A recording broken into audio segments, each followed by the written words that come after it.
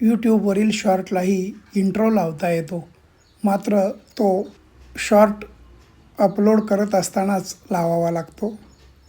जेव्हा आपण आपले चॅनल ओपन करतो आणि व्हिडिओ निवडतो त्यावेळेला नेक्स्ट 2 वेळा कृती येते आणि त्यानंतर जेव्हा प्रत्यक्ष शॉर्ट अपलोड करायचा असतो त्यावेळेला टायटल लिहिल्यानंतर टायटलच्या बाजूला जे चित्र दिसते त्याच्यावर लेखणी आहे, त्या लेखणीवर टच केल्यानंतर